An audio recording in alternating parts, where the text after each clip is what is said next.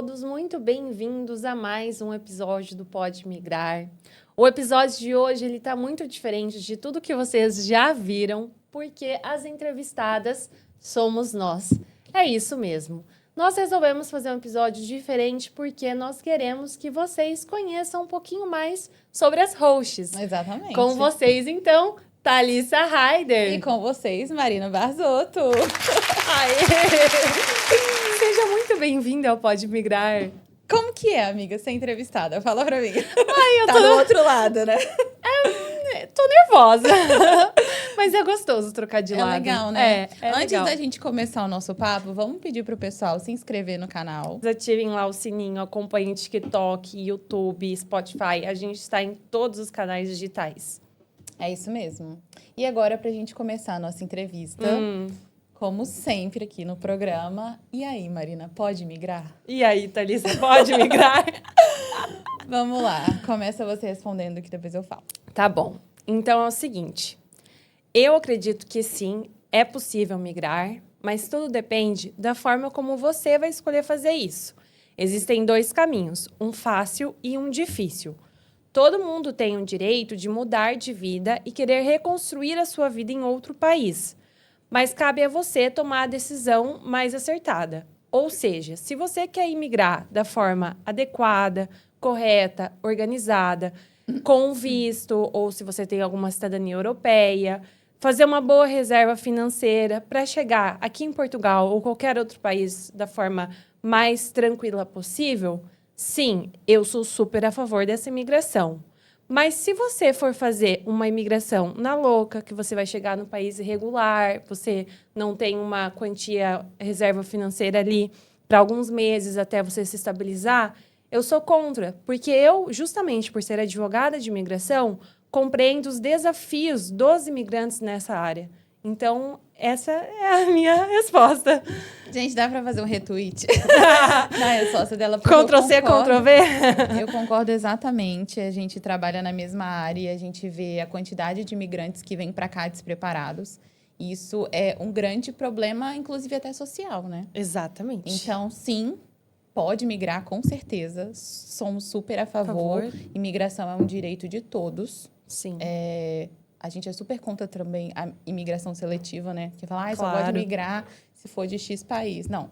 Imigração Todos é um direito têm de o direito todos. de reconstruir. Porém, essa imigração tem que ser feita de forma planejada, regularizada e segura.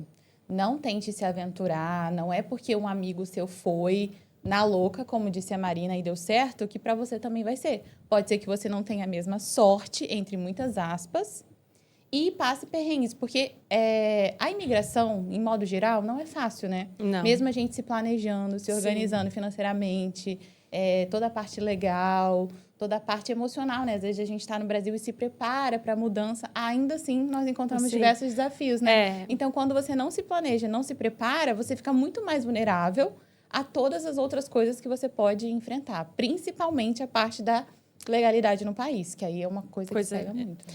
E exatamente, eu acho uma coisa que é muito importante a gente frisar é que não basta só a pessoa ir buscar as informações, mas saiba quais são os canais que você está buscando essa informação. Porque hoje em dia existem muitos golpes por aí, crime como procuradoria ilícita. Para quem não sabe o que é procuradoria ilícita, é aquelas pessoas que cometem atos próprios de advogados, por exemplo. Não são. E não são. Esse é só um pequeno exemplo. Dá um exemplo de procuradoria ilícita, só para falar, porque a maioria das pessoas não sabe. Quando eu sempre falo algumas coisas com os clientes, eles falam, doutora, mas é o que mais tem aí fora. E ninguém sabia que era crime, ninguém sabia que não podia. Por exemplo, uma coisa muito comum, número de identificação fiscal, representante fiscal. Qualquer pessoa que tem uma residência aqui pode ser seu representante. Todavia, somente os advogados podem cobrar por esse ato. Ah, você tem um amigo que mora aqui há muitos anos e ele vai fazer um NIF para você e vai ser seu representante? Ok, mas ele não pode cobrar. O advogado, ele pode. O seu amiguinho, Porque é o não. trabalho dele, exatamente. Então, qualquer outra pessoa, sendo seu amigo ou não, uma pessoa que se apresente e que cobre por isso, tá errado, tá ilegal. Só advogados podem fazer esse serviço, né? Isso, Fora outros. E outra coisa que eu tô vendo muito na internet, depois que se encerrou a manifestação de interesse, são as promoções para os vistos, né? Nossa. Esse é outro golpe que tem Polêmico. muito. E o que acontece? A pessoa que está desesperada, que já estava com a passagem comprada para Portugal, que pensava em fazer a manifestação de interesse, viu que não existe mais essa possibilidade. E, no desespero, um visto por, sei lá, R$ 1.500. Reais, gente. Isso é muito, muito barato para esse tipo de serviço. Então, a pessoa, às vezes, acaba num golpe e o visto, às vezes, nem acaba sendo aceito, porque quem fez de qualquer jeito, e aí gera uma frustração. Exatamente. Esse é um exemplo que a gente está dando de prática, porque a gente já viu acontecer, né? Acontece muito. Fora as pessoas que contratam assessores, né, que tratam de documentação, já chegam muito aos nossos escritórios. Ah, contratei uma pessoa e ela ficou responsável por tratar da minha documentação em Portugal, fiz o pagamento e até agora eu não tenho nada. A pessoa simplesmente sumiu. Então, também, a questão, né, de contratar um advogado é porque você tem a segurança de que é um profissional e se acontecer qualquer coisa com ele, você tem a ordem para reclamar. Exatamente. Independente do que aconteça. Não é porque, somos melhores. Não é sobre isso. Nós nos respaldamos na lei, temos o código de ética e, por isso, a nossa conduta é fiscalizada, né? A gente tem a ordem, assim. Então, se, por exemplo, eu sempre aconselho isso aos clientes. A pessoa que você contratou é um advogado? Não sei. Consulta no site da ordem. Exatamente. Se é advogado, denuncia, porque o que ela fez é errado. Agora, a maioria não é advogado. Exato. E muitos se passam de advogado, né? E aí cai no golpe, achando que está contratando um advogado que simplesmente inventa um númerozinho da ordem lá. Mas é isso que a doutora Thalissa falou. Se você está na dúvida se aquela pessoa é ou não advogada, é simples. Vá até o site da ordem, digite o nome dela completo e lá vai aparecer as informações, se ela realmente estiver inscrita. Exatamente, é bem simples. E, assim, é triste porque a maioria das pessoas cai por falta de conhecimento, né? Porque, de fato, acredita. Não, essa pessoa trabalha com isso. É ilusão, né? Ela vai Exatamente. me ajudar. Nem sempre é por mal, assim. Claro. Né? Amiga, uma curiosidade que eu queria saber. Qual foi o seu maior desafio como imigrante aqui em Portugal? Isso que eu sei que você teve uma imigração organizada. Mas é só pra gente mostrar pro pessoal que mesmo quem se organiza também sofre. Exatamente. Eu vim, me organizei, mas... Então, a parte financeira estava organizada, a parte legal também estava organizada, mas a minha maior dificuldade foi a adaptação à cultura. Sim. Apesar de falarmos português, apesar de ter muitos brasileiros aqui, músicas são muito... né? Ouve-se muita música brasileira aqui, a gente adquire muita cultura do Brasil em Portugal, mas a cultura não é a mesma, né? E eu senti muito esse choque cultural de costumes, forma de falar, jeito, enfim. Essa parte me pegou muito, assim. Só de adaptação. Fora isso, eu amei o país. Desde que eu cheguei, eu não conhecia Portugal. Sim. Eu já vim para imigrar, primeira vez, então... Vim com aquele olhar de turista, gostando de tudo, amando tudo. Depois que eu caí um pouquinho na real e viu como eram as coisas. País das Maravilhas. Mas o país, assim, de modo geral, a minha adaptação não foi ruim. Foi mais essa questão cultural mesmo, de conseguir entender como que é o português, o cidadão, como que funciona. É porque o português, ele tem muito aquela coisa de ser muito direto, né? Exatamente. E, às vezes, o que eles dizem, eles não falam para ser grossos, mas é simplesmente o jeito deles. E nós somos totalmente diferentes. Nós somos muito calorosos. A questão do toque. Tem coisas que nós não falamos logo de cara, porque para nós é rude, mas para eles o adequado é ser direto ao ponto. Exatamente. E até você sentir isso e se adaptar a isso, leva um tempo. Né? Porque eu também passei por isso, assim, nesse sentido. Qual foi o seu maior desafio? Eu acho que o meu maior desafio foi, no início, lidar com a solidão. Teve também esse lado do choque cultural, mas eu imigrei sozinha. E quando você imigra sozinha, é você por você mesmo. Apesar de que eu já morei em outro país, no Canadá, mas foi por um período menor, foram 6 meses. Eu estava preparada para passar por todas essas transformações de uma imigração, Mas, assim... Tinha uma data de fim, né? Tinha um começo e tinha um fim. E aqui não. E aí, passar por todo esse processo da solidão, porque o imigrar é você reiniciar a sua vida do zero. É sua vida profissional, são seus amigos, são os lugares que você vai construir novas rotinas. Então, entender todo esse processo levou um tempo, sabe? Nossa, essa questão de começar do zero, isso também me pegou muito. Porque, querendo ou não, no Brasil, a gente já tem uma história. Nós temos uma família, nós temos uma cidade onde a gente estudou, onde a gente foi criado. Tem ali o bairro, as pessoas que te conhecem. Mesmo que você mude, né? Mesmo que você migre para outro estado, mas tem ali uma raiz. Ah, essa pessoa é de Minas, essa pessoa é de São Paulo. E já vem uma referência. Aqui em Portugal, é como se você viesse sem nada. Você é só mais um imigrante. Sim. Isso me pegava muito, muito. Porque eu até fiquei com um pouco de crise de identidade no começo. Porque eu sabia quem eu era. Só que é como se as pessoas daqui não soubessem. Sim. E aí eu fiquei, tipo assim, cara, pra eles eu sou só mais uma que chegou, entendeu? Nossa, isso me pegava muito. Hoje, graças a Deus, consegui criar raízes aqui e ter a minha própria versão Portugal. Mas até eu conseguir construir isso e entender que, de fato, a gente começa do zero. Zero a tudo. Que você foi no Brasil. Já não é mais aqui. Fica lá. E a gente tem que construir relações interpessoais, fazer amizade, enfim, gostos, né? Novos gostos. Vai no supermercado, quais são as marcas que você gosta, o que você quer comprar. Seu paladar muda, né? Os hábitos mudam, então tem que se criar de novo.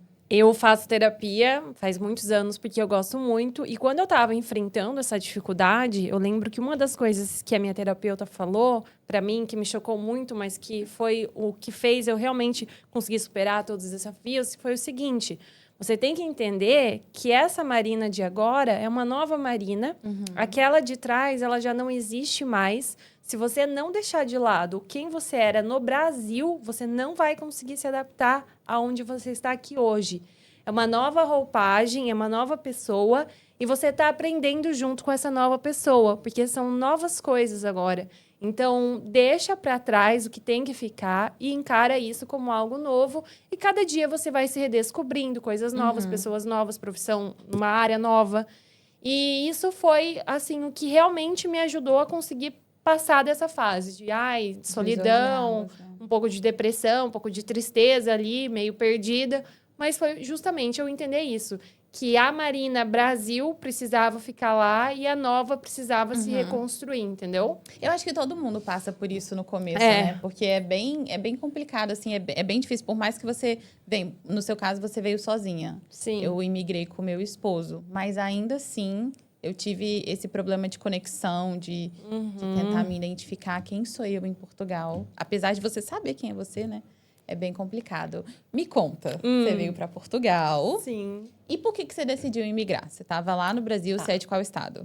Eu sou do Paraná, Cascavel, gente, interior do Paraná.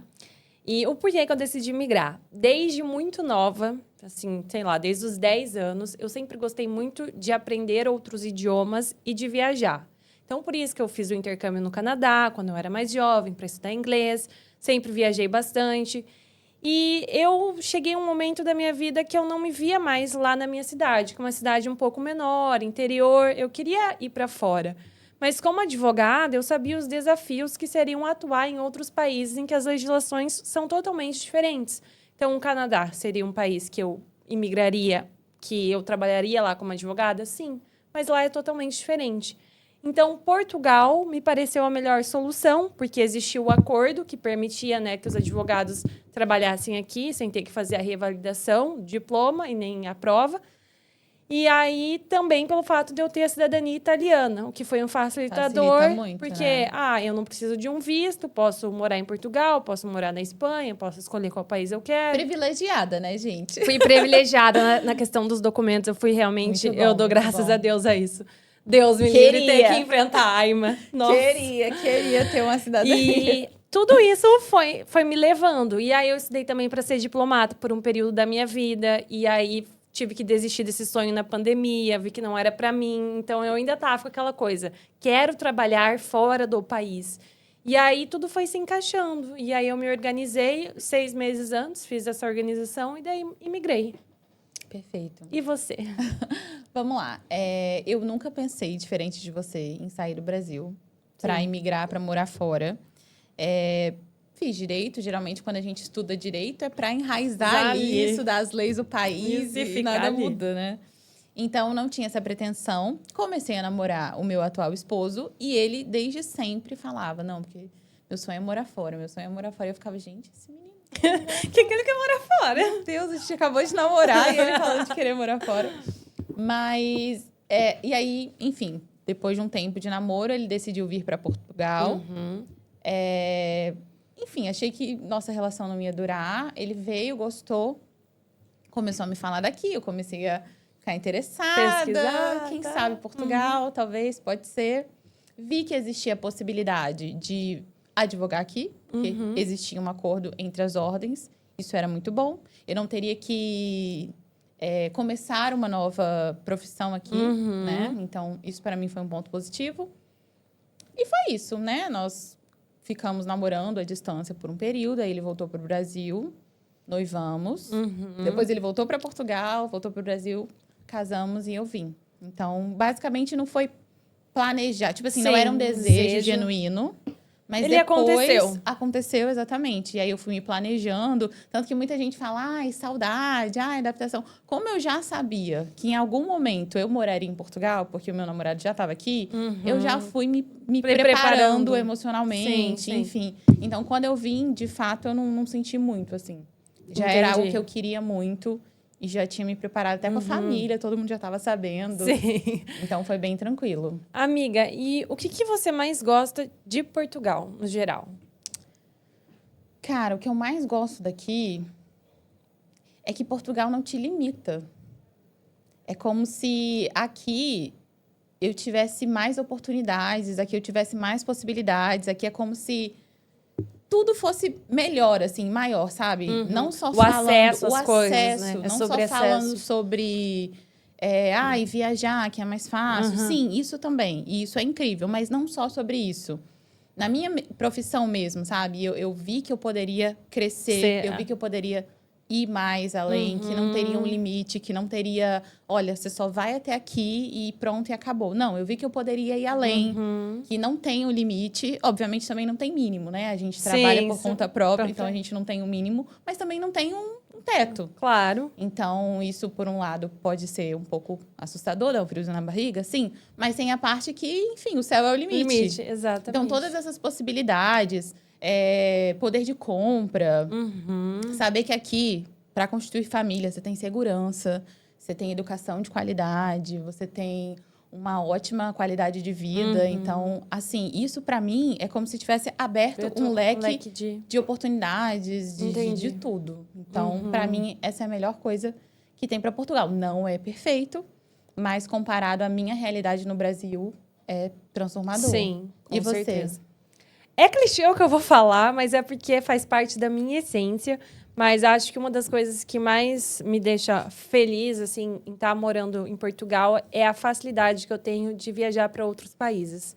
Porque 2 horas daqui, eu tô, sei lá, na Espanha, tô na França. E se você mora no Brasil e você quer viajar para fora, é muito caro, as passagens aéreas. 10 horas. O euro explodiu, tá super caro. E como eu sempre gostei muito, muito mesmo de viajar para fora do país, acaba que você vivendo fica limitada, isso. Né? Nossa, é maravilhoso. Se a gente quiser semana que vem passar um fim de semana em Paris, a gente pode, entendeu?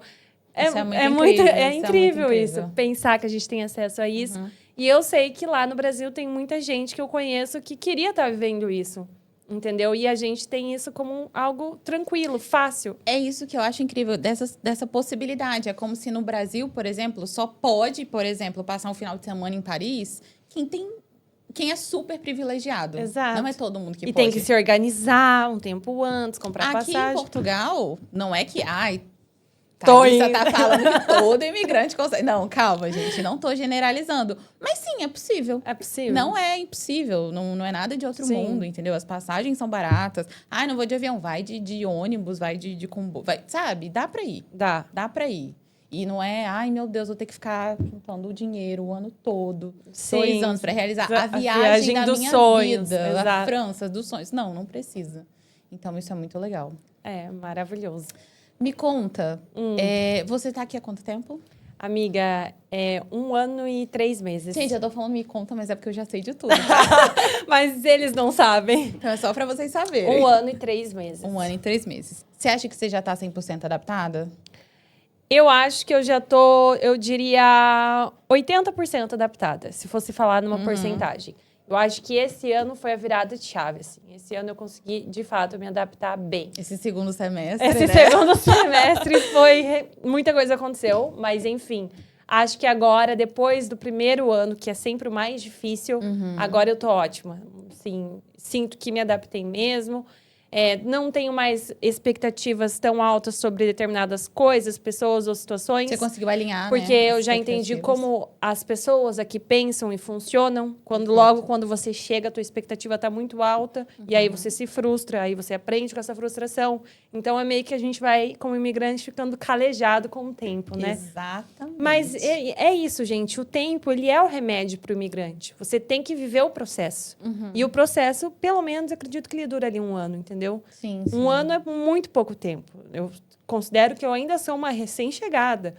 Mas você tem que passar por todos os desafios até, de fato, a bonança chegar, entendeu? O que é a bonança? É você estar ali adaptado ao meio, ao ambiente, já ter construído amigos, ter uma rede de apoio, né? Sim. Porque aqui em Portugal a gente não tem família, então os amigos viram a família que a gente escolhe, né? Exatamente. Que é muito importante também.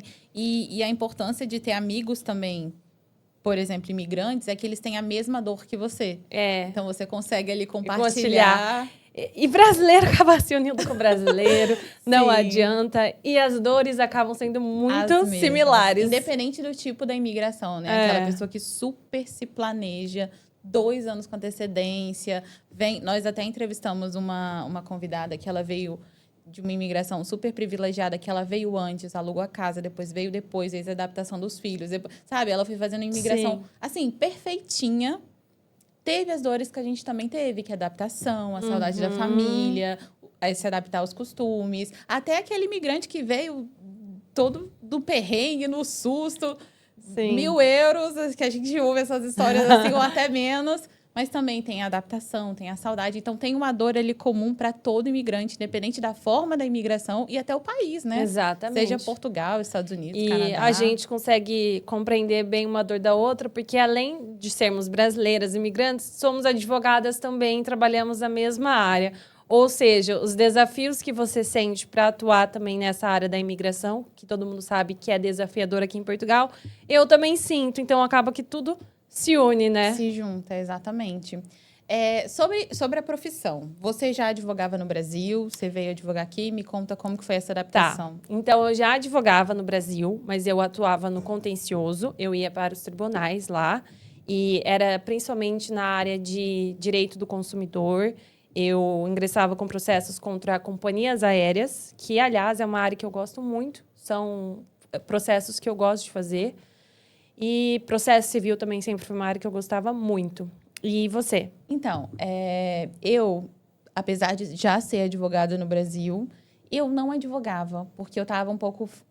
durante a faculdade, eu fiquei um pouco frustrada com a advocacia. Eu fiz estágio em fórum, em gabinete, e aí eu comecei a ver e entender esse mundo dos advogados. E parecia, para mim, tudo muito supérfluo, um ego muito elevado. E eu ficava, gente, eu não sou assim. Eu não vou me encaixar nesse meio. Não é pra mim. Por que os advogados são dessa forma? Por que fala assim, sabe? Sim. Nossa, tem coisas que me marcam muito. Quando a gente é estagiária, né? Sim. Os advogados chegam lá pisando na gente. E eu ficava, cara, eu não quero ser assim, sabe? Sim. Não quero participar dessa Claro. classe, desse grupinho de advogados. Obviamente, não são todos, né? Claro que não são. Mas essa era a impressão que eu tinha. E durante o curso, eu fui me desmotivando com a advocacia. Me formei, passei na ordem, tudo certo. Fiz todo o protocolo, fui até o fim. Era advogada, mas não sabia se eu queria advogar. Fiz algumas coisinhas assim no começo, na parte de direito civil, que eu sou apaixonada por direito civil. Também. Mas fui trabalhar como analista de prevenção à fraude num banco. Não tem nada a ver com direito. Tinha ali algumas questões legais, Sim. né? Que vinham de transações fraudulentas. Então, a gente tinha que ver se era legal, se não era, enfim, aprovar a transferência bancária, mas não tinha necessariamente ligação ao direito. Então, só aqui mesmo que eu fui me encontrar ali na advocacia, me reconectar, né? Porque a gente começa no curso apaixonado, né? Quero ser ou advogado, vou mudar o mundo. Você é Harvey Specter. Nossa, não é Harvey, isso? Sim, Harvey Nossa, na é muito veia. isso. Ai, eu já tô me sentindo advogada fodástica, chegando no tribunal, no meu escritório. Ai, aí você começa a advogar, você vê como que é. Meu filho, você infelizmente, muda de ideia. a advocacia no Brasil não é legal, assim. Ela se prostituiu muito, né? Durante muito tempo. E hoje em dia, os advogados que estão lá, inclusive os meus colegas de faculdade, eu admiro bastante. Todo mundo que se formou comigo, da minha época, e está advogando hoje, não são todos. Muitos desistem da advocacia. Sim. Porque é muito difícil mesmo. Quem advoga no Brasil, eu tiro o meu chapéu, de verdade. Não é fácil. Eu tenho colegas que falam que tem diligência que é R$20. Meu Deus Para do céu. estar numa audiência representando um banco, uma seguradora. E, enfim, para ter que se submeter ao código de ética, todas as normas que a gente precisa cumprir, pagar a ordem, sustentar um escritório, tudo que tem por trás, entendeu? Tudo que estudou, que o advogado não para de estudar um minuto, né? A gente trabalha com imigração, a todo tempo tem atualização, tem decreto. E no Brasil também não muda, né? Independente da área da pessoa, sempre tem atualização. Então, assim, é muito complicado. Aqui em Portugal já tem um olhar melhor. Culturalmente, Portugal respeita muito os advogados. É verdade, isso é um ponto importante. Isso é muito bom. Até em relação à questão das consultas, por exemplo. O advogado aqui cobrar consulta, num termo assim geral, as pessoas conseguem compreender bem mais que isso é um direito do advogado e que isso sim é normal. Se você vai num médico e você paga por uma consulta, por que é que você vai contratar um advogado? Você vai marcar uma consulta com ele. E não vai pagar. O tempo dele ali é valioso e não vai pagar nada para ele. Exatamente. Já no Brasil, essa visão ela é um pouco mais distorcida, entendeu? É muito sobre o advogado só pode ter acesso aos honorários pós terminar um processo. Depois de que ele já trabalhou muito depois que ele já gastou muito. E é uma diferença cultural legal, assim, isso, Exatamente. né? Como a gente trabalha também com muito imigrante, a gente encontra ali, às vezes, um pouquinho de impasse por conta dessa questão da raiz cultural brasileira. Entendeu? Outros países tratam super bem. Eu não tenho problema com... Os que eu já tive problema que... por que tem que pagar a consulta? Eram brasileiros. Eu também. De outras nacionalidades, eles não se importam de pagar. Eles acham... Não, fala o valor que eu pago. Agora, por conta dessa raiz, já lá da advocacia, e a culpa é dos advogados que fizeram isso, né? Que igual você falou, foram se prostituindo. Barateando, um baratinho daqui, baratinho. Para tentar sobreviver, também não culpo, né? Mas, enfim, a conclusão, né? O resultado disso tudo é isso. E as pessoas têm essa mentalidade. Porque vou cobrar, a pessoa não vai querer... Para consulta, a pessoa não vai me contratar, então eu vou fazer de graça. Claro. Isso virou... o comum, né? Então, aqui, graças a Deus, é mais valorizado. A gente cobra consulta, a gente consegue trabalhar melhor. E vendo o nosso trabalho sendo valorizado, a gente trabalha melhor, né? Dá mais satisfação. Então, e era isso que eu não tinha no Brasil. E é isso que você tem aqui. Sim, exatamente. Que legal, amiga. Agora, eu tô a fim de fazer uma brincadeira diferente. Vamos lá. O que você acha? Eu topo. Vou falar um caso. Vamos lá. Finge que você é uma influencer digital que mora no Brasil. Você é super famosa, milhões de seguidores, tá lá na sua vidinha plena, mas cansada de Brasil. Resolve querer emigrar para Portugal, mas quer continuar trabalhando com internet, de forma remota, online. Como que você faria essa sua imigração? Então, primeiro, eu entraria em contato com o advogado de imigração para não ter erro, para não passar perrengue, para saber exatamente o que eu vou fazer, onde que eu vou investir meu tempo, onde que eu vou investir o meu dinheiro. Não é barato imigrar. Então, eu contrataria um profissional da área, porque ele me daria ali o plano da minha imigração. Consultoria de imigração, né? Ia traçar tudo que eu precisaria, todos os documentos, enfim. Então, o meu primeiro passo seria contratar um profissional da área de imigração. Segundo, já tendo o conhecimento que eu tenho, eu solicitaria, né, um visto de nômade digital, que é um visto que me permite, porque se eu sou influencer, eu não preciso estar ligada a um local para eu trabalhar. Eu posso trabalhar de qualquer local que tenha internet, né? Claro. Que tenha, porque eu trabalho através do digital. Logo, me qualifico, né? Me classifico como nômade digital. Se eu sou influencer famosa, eu já tenho patrocínio, eu já tenho dinheiro. Então, eu tenho ali uma renda que eu consigo me sustentar e comprovar para o visto, né? Porque é necessário fazer uma comprovação do valor. Então, tendo esses requisitos, né? Tendo essa possibilidade de mobilidade com o meu trabalho, dessa flexibilidade, tendo esse rendimento com o meu trabalho que vem do digital, eu pediria um visto para nômade digital, que inclusive Portugal super incentiva para que nômades digitais venham para cá. É um visto, tipo, recente, mas que é ótimo, porque como ser influencer e trabalhar de forma remota, principalmente após a pandemia, aumentou muito. Exatamente. Tanto Portugal quanto o Brasil analisaram que essa possibilidade de ter essa forma de visto seria possível e seria ótima, né? Exatamente. E não só para influencers, né? A gente citou esse exemplo que foi o que você me deu, mas, por exemplo, se você trabalha numa empresa, seja no Brasil ou seja em outro país, mas que você tem essa facilidade de trabalhar de qualquer lugar do mundo que tenha a liberdade geográfica, né? Exatamente. E você tem ali a comprovação, né, do valor que o visto precisa, né, que o visto exige, você consegue solicitar facilmente esse visto e migrar para Portugal e continuar trabalhando nesse seu trabalho, né, que não te impede de nada. Graças a Deus, mundo globalizado, internet, ainda bem. Tudo é uma coisa só. Agora, gostei da sua brincadeira. Boa, né? Vou fazer uma pergunta para você. Lá vem. Se você estivesse no Brasil, morando lá no Brasil, e não tivesse satisfeito com um país, muita violência, tudo muito caro, não quero saber mais do Brasil. Quero ir para Portugal. Para quê? Para trabalhar. Mas você não conhece ninguém aqui. Você tem uns amigos que moram em Portugal, mas você não conhece uma empresa que vai te contratar. Sim. Você não tem essa conexão de trabalho, mas você quer vir para cá para trabalhar. O que você faria? Bom, primeiramente, com toda certeza, eu contrataria uma advogada especialista na área para fazer uma consultoria de imigração e bolar todo o meu planejamento. E eu iria me planejar meses antes. E aí, como advogada, eu também sei qual seria o visto adequado para o meu caso. Só um parênteses, eu tenho a cidadania italiana. Então, se você tem alguma cidadania europeia, você está livre de visto. Mas, nesse caso, eu iria tirar o visto de procura de trabalho, que é um visto também recente, mas é maravilhoso para quem busca migrar de país, mas ainda não sabe o que vai fazer naquele país, precisa conhecer um pouquinho mais o mercado de trabalho. Então, você pode se aplicar para esse visto. Ele tem um prazo de 120 dias, sendo renovável por mais 60 dias. E aí, você tem todo esse tempo para vir para Portugal e procurar um trabalho aqui. E após você criar essa relação laboral, você consegue depois pedir a sua autorização de residência.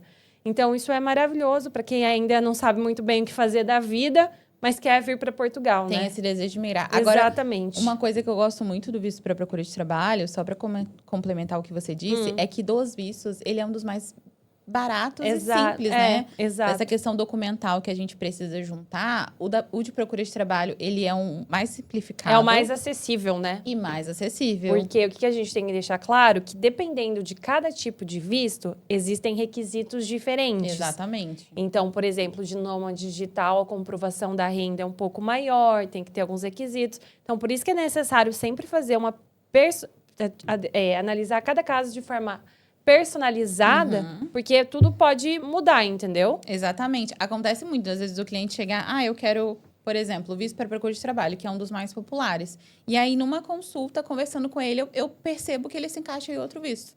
Que seria melhor para a situação dele. Então, a gente consegue direcionar, veja os critérios, ele preenche. Então, a gente consegue jogar ele para outro visto. Mas o de procura de trabalho é excelente. É incrível. Eu sou muito a favor. Portugal criou esse visto porque o que ele percebia? A manifestação de interesse estava virando regra.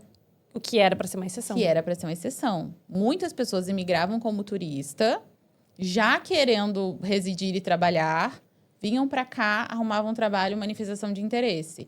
E é bom frisar que a manifestação de interesse não existe mais, mas ela nunca foi a forma correta de migrar. Exatamente. As pessoas faziam isso erroneamente, porque se o seu desejo desde sempre era residir no país, visto de residência, trabalhar no país, visto de trabalho. Só que, infelizmente, e enfim, muitos critérios, né, muitas coisas envolvidas, muita gente fazia dessa forma. E o que acontecia?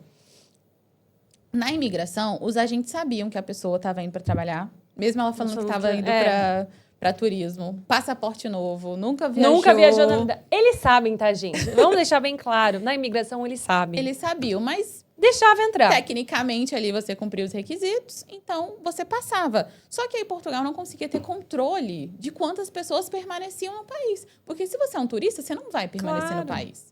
Então, por uma questão de controle e até para a organização do país mesmo, para que esse imigrante tenha acesso aos serviços públicos, à saúde e tudo mais, ele pensou em bolar um visto para essas pessoas que vêm procurar, porque até então só tinha um visto de trabalho. Que era de gente que já tinha contrato com a empresa aqui. Ou uma promessa, né? Então, esse visto foi para essas pessoas virem de forma legalizada, terem seus direitos garantidos desde o primeiro dia. Pisou em Portugal, você já está legal. Você já pode procurar trabalho, todos os seus direitos, você já pode acessar um serviço público, você já pode, enfim. E essa modalidade de visto, ela aumentou muito a procura, principalmente agora, depois do encerramento da manifestação de interesse. Porque, justamente, tinham muitas pessoas que já estavam com a passagem comprada para chegar aqui da forma irregular e fazer a manifestação aqui. Do dia para a noite, encerrou-se a manifestação. Então, perceberam que iriam ter que tirar algum visto. E esse visto, justamente, é igual você falou, é um dos mais acessíveis, os requisitos são mais simples. Para quem não tinha se organizado em questão de trabalho, ele é maravilhoso, porque te permite ali, né, buscar o que você vai encontrar de trabalho aqui no país. Exatamente. Muito bom. Muito bom. Agora, outra brincadeira, vai. Então, mais um. Você mora no Brasil, você já tem uma profissão bem estabilizada lá e uma empresa portuguesa te faz uma proposta para trabalhar aqui, te oferece um contrato de trabalho. O que você faria? Nesse caso, além de ver um profissional para me auxiliar de como faria essa migração, porque até então eu teria o meu trabalho e um contrato. Não saberia como fazer esse link, né? Então, eu contrataria um advogado para me instruir, para saber como que eu faria. E eu pediria um visto de trabalho, que é quando uma empresa portuguesa... quando você já tem contato com uma empresa portuguesa, seja por um contrato ou por uma promessa. Exato. Basta uma promessa. Se você tem uma promessa de uma empresa portuguesa que vai te contratar quando você chegar aqui, já cumpre o requisito do visto de trabalho, que é o diferente da procura. E uma promessa legítima. Sim, adequada. Gente, por favor, uma promessa real. Porque a gente também sabe que o que tem de fraude por aí... Principalmente em contrato. Principalmente em contratos. Então, olha, vamos lá. É sua imigração. Isso é muito sério. Então, venha com uma promessa legítima, até porque você vai apresentar esse documento ao consulado português. Então, assim, se não for legítimo, eles fazem a consulta, vão ver se a empresa existe, se é verdade. Se não for legítimo, o visto vai ser negado.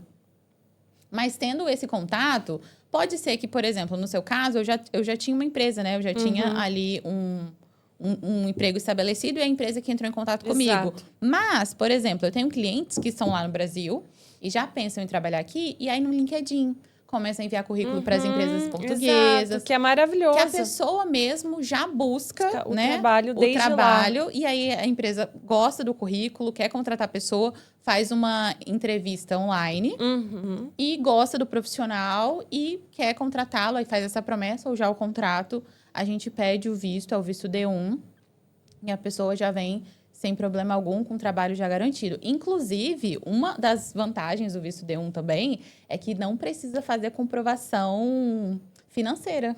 Isso é maravilhoso. Isso é muito bom, porque, por exemplo, de procura de trabalho, você tem que comprovar rendimentos. Normalmente, você tem que comprovar. O D1, você, em tese, não precisa, porque o seu contrato já é né, o seu sustento Exato. em Portugal, né? E, às vezes, as pessoas ficam se iludindo com receio de mas eu não vou conseguir encontrar um trabalho ainda morando aqui no Brasil. Eu tenho que chegar lá para ver como vai ser.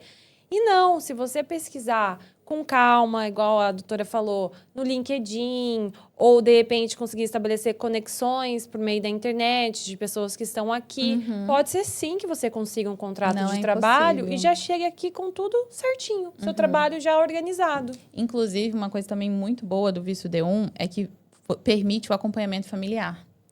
O que o visto para procura de trabalho não permite. E isso é uma questão também que muita gente peca, né? Exato. O D1 permite que você, conseguindo o contrato, peça o visto principal, né? Que é o seu, você tem um contrato, então um visto para você.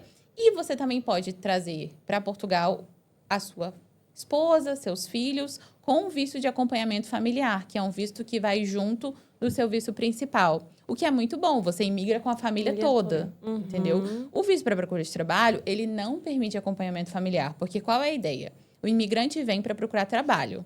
Então, é um pensamento um pouco, enfim, eles pensam, se tiver criança, se tiver filho, ele não vai conseguir procurar trabalho. Obviamente, a gente sabe que, né, dá para deixar com a babá, enfim. Mas aqui, a ideia do visto vem 120 dias, procura trabalho, se estabelece, se legaliza e, posteriormente, viria a família. Essa é a ideia do visto. Tanto que ele também não permite que você fique entrando e saindo no país. É apenas uma entrada, entrou para procurar trabalho. É um visto super focado para trabalho. E muitas pessoas acham que dá para vir todo mundo, com criança, com tudo, e não permite acompanhamento familiar.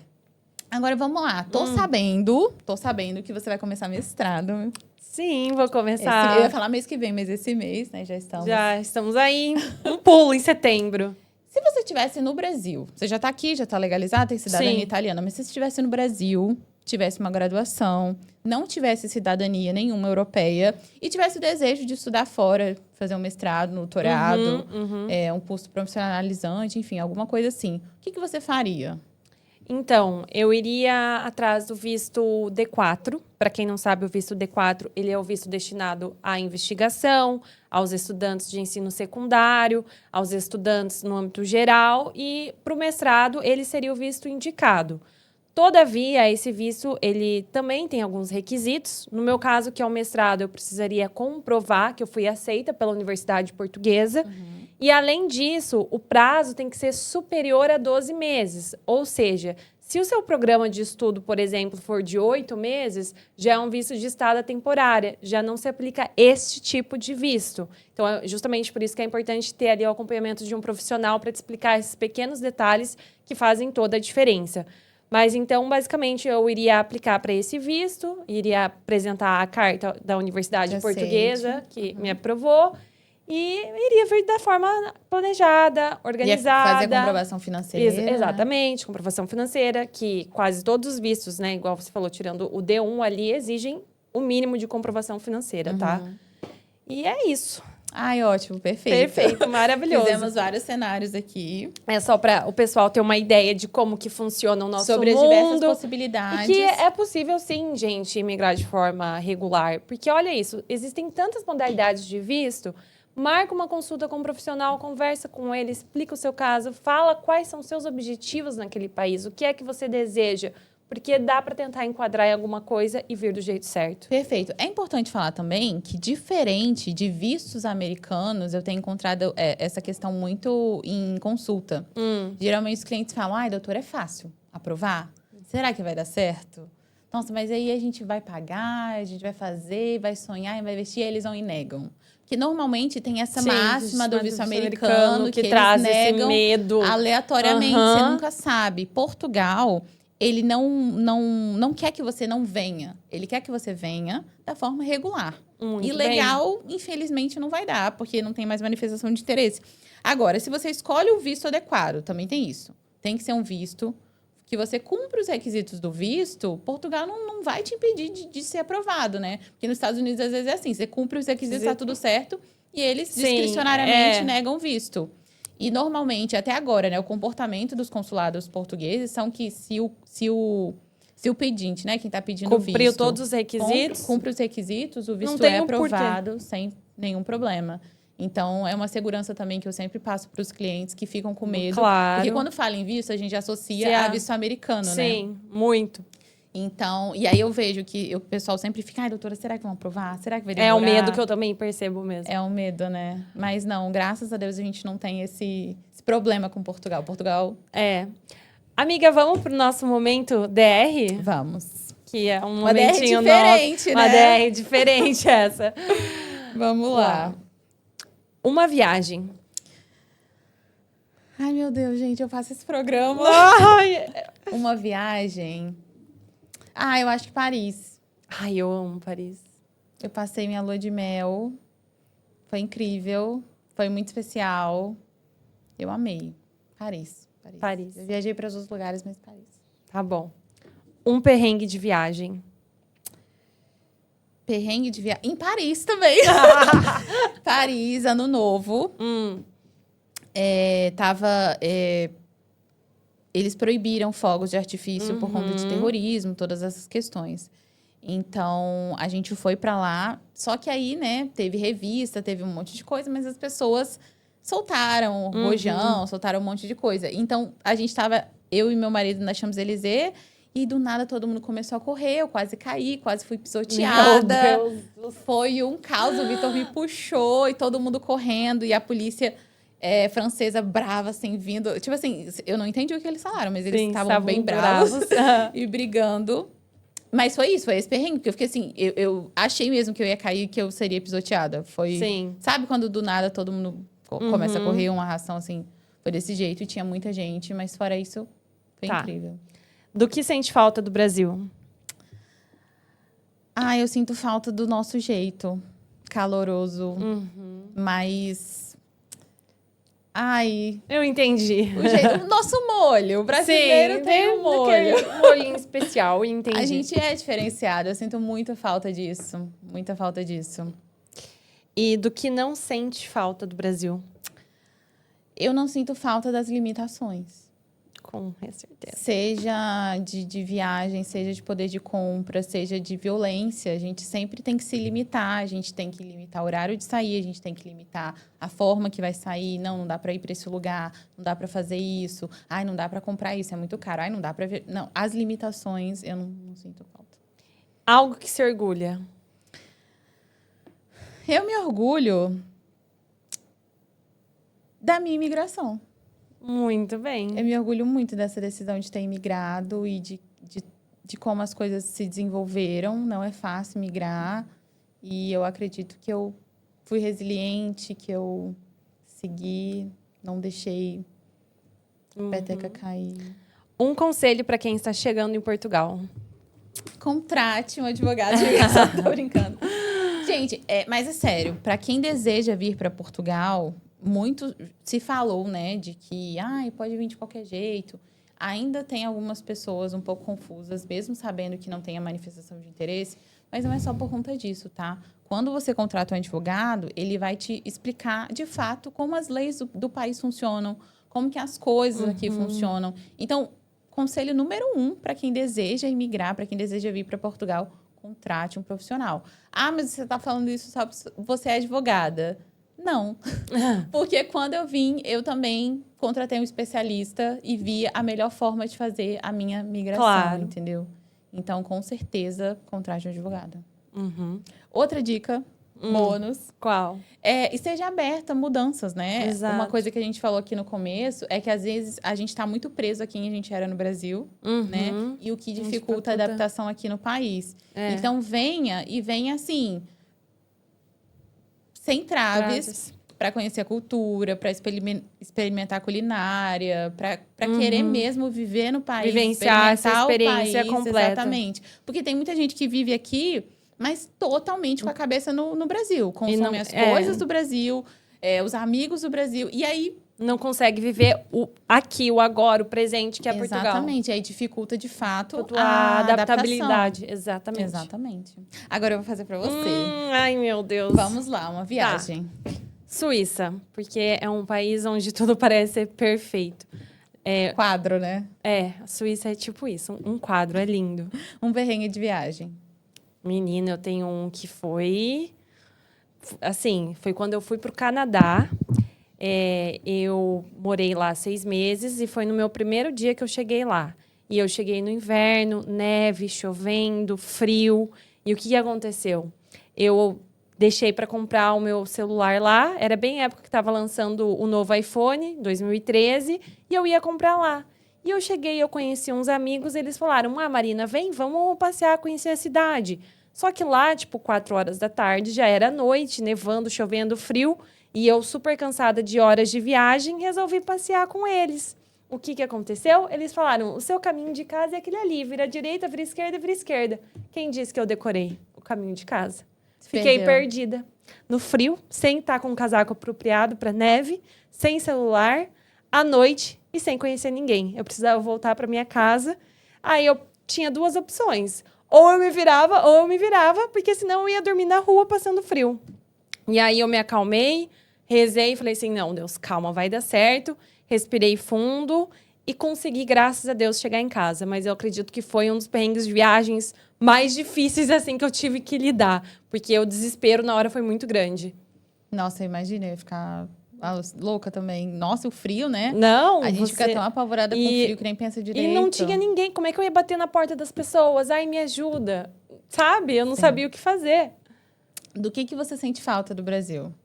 Eu sinto falta dos momentos em família. Que lá na minha casa a gente faz muito churrasco, jantares, tomar vinho com os meus pais, chimarrão com meu pai.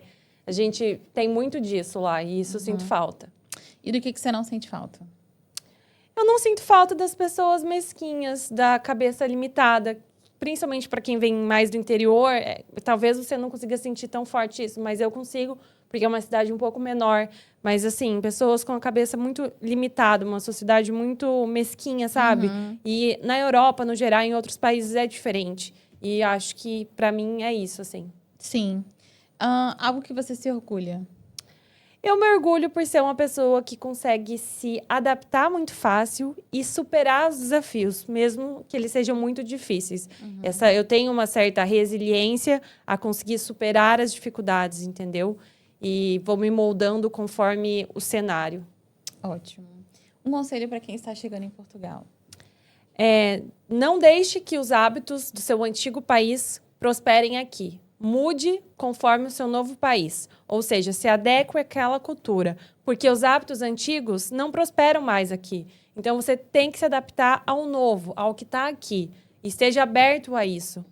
Perfeito, perfeito. Então é isso, essa foi o nosso DR. Foi tranquila, né? Foi. Na vida real a gente tem Na DRs, vida real é mais calorosa, mas essa foi boa. Gente, esse foi o nosso episódio. A gente quis gravar um só nosso, né? Pra gente falar da gente. Falar sobre imigração. Falar sobre essas questões legais, que também são muito relevantes, né? Isso. Mostrar um pouquinho desse nosso outro lado também, né? Exatamente. Não só sempre como host, mas dessa vez como convidada. E tem muita gente que não sabe que a gente é advogada, né? Então, justamente por isso, para as pessoas conhecerem quem são as apresentadoras do Pode Migrar. Exatamente. Olha, então, se inscreve no canal, curta o vídeo. Se você sabe de alguém que está querendo imigrar para cá, compartilha com ele esse vídeo. Eu tenho certeza que a gente falou coisas muito importantes, várias situações. Com certeza ele vai se encaixar em alguma dessas situações. E a gente pode estar ajudando um futuro imigrante, né? Exatamente. Então, compartilha esse vídeo para quem deseja imigrar ou para quem está aqui em Portugal e também precisa de orientação. Nós estamos no Instagram, @podemigrar, no TikTok e também, se você preferir, eu quero algo mais prático, só quero ouvir. Estamos no Spotify. Isso aí. Muito obrigada por ter Até nos a acompanhado. próxima. Até.